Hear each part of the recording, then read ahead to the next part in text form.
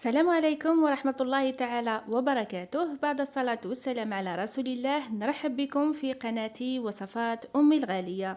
نتمنى تكونوا بخير ومهنيين وصحتكم لاباس. اليوم جبت لكم وصفة غراتا الروز والدجاج في الفرن، وصفة من أروع ما يكون، صدقوني تاكلوا منه ما تشبعوش. واللي ما جربتش هذه الوصفة راح تراتي بنة كبيرة، وهذه الوصفة كما نقولوا تكفي وتوفي. وقبل ما نبداو في الوصفه تاع نهار اليوم، ما تنساوش الاشتراك في القناه وتفعيل الجرس هكذا باش توصلوا دائما بالجديد تاع الوصفات وجام للفيديو. على بركه الله نبداو في الوصفه تاعنا. كما راكم تشوفوا عندنا كاس تاع الرز، وباش تعرفوا النوعيه تاع الرز اللي خدمت بها، خدمت بسمتي المفور تاع الميزان.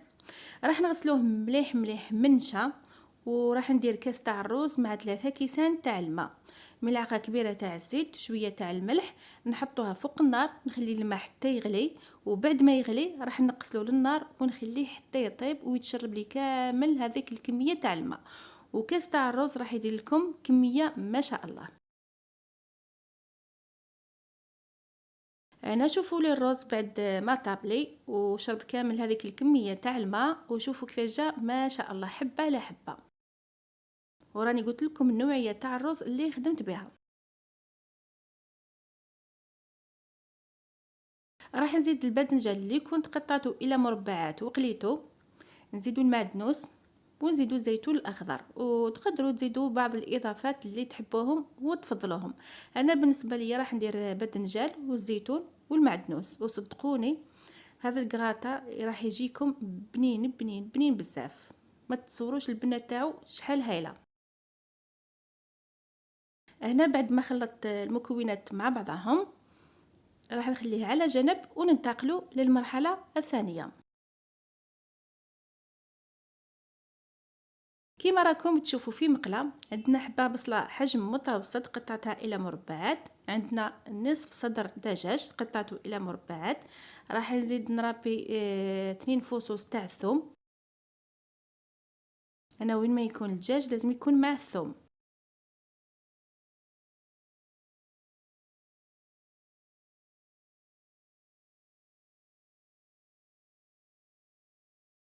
نزيدو 2 ملاعق ولا 3 تاع الزيت، شويه تاع الملح والفلفل الكحل والكركم والبابريكا.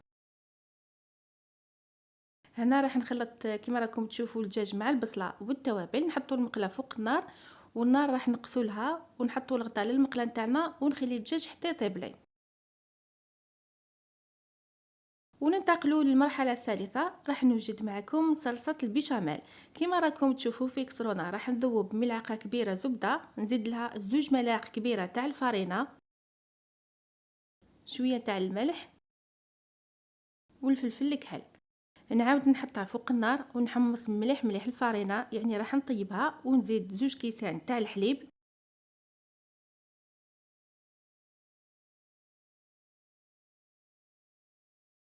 وكميه مليحه تاع الفرماج، تقدروا ديروا هذا النوع ولا اللي كان متوفر عندكم. والمعدنوس نعاود نحطها فوق النار مع التحريك المستمر حتى تعقد لي وتولي لي بهذا القوام، وما طيبوهاش ثقيله، لازم طيبوها خفيفه. وكما راكم تشوفوا الفرماج ما ذوبتوش مليح، انا تعمدت نخليه هكذا باش يمد لي البنه.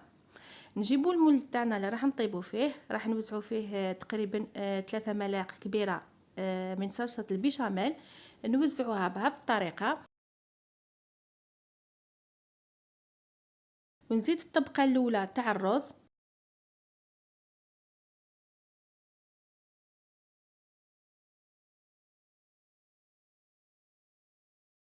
نواسي الرز هكذا بشكل متساوي هكذا كما راكم تشوفوا بهذه الطريقه.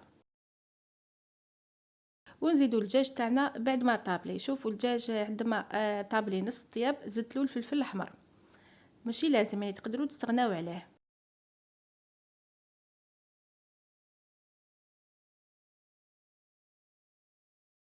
راح نوزع الدجاج بطريقه متساويه هكذا البنات كما راكم تشوفوا. كما قلت لكم هذا الوصفه صدقوني بنينه بنينه بزاف. نتمنى يعني من كل وحده شافت الفيديو تاع اليوم تجرب هذا الوصفة. هنا راح نكمل للرز اللي بقى لي.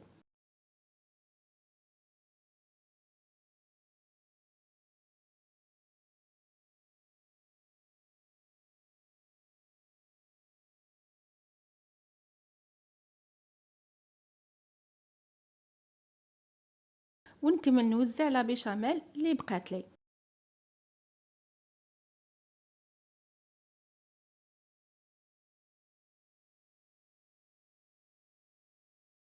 هنا بالرز تاعكم لازم يتشرب صلصة البيشاميل. راح نواسي هكذا كيما راكم تشوفوا هكذا بهذه الطريقة باش صلصة البيشاميل تدخل مليح مليح في الرز تاعنا باش ما يطيبلكمش ناشف ويجيكم مشمخ وبزاف هايل. ونكمل نوزع كامل الكمية تاع لا بيشاميل. وفي الاخير راح نربي شيدار.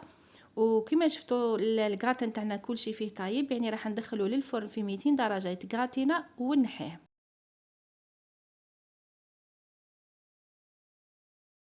وهنا كما راكم تشوفوا الكراتان تاعنا اللي حضرته معكم، حضرنا كراتان الرز بالدجاج في الفرن. وصفة أكثر من رائعة، نتمنى من كل قلبي الوصفة تاع نهار اليوم تجربوها وأنا متأكدة راح تصدمكم البنة بنة ولا أروع. وشوفوا لي كيفاش يجي مشمخ ماشي ناشف، وصدقوني يجي بنين بنين بزاف. إذا كانت هذه وصفتنا لنهار اليوم، نتمنى إن شاء الله تنال إعجابكم وتجربوها. أنا ننصحكم تجربوها لأنه فعلا فعلا وصفة خطيرة وتستحق أنكم تجربوها. وأكيد إذا جربتوا هذه الوصفة نقولكم بالصحة والهنا، وفي انتظار صور تطبيقاتكم كما عودتوني دائما. وفي الأخير ما بقى لي غير نقولكم والسلام عليكم ورحمة الله تعالى وبركاته.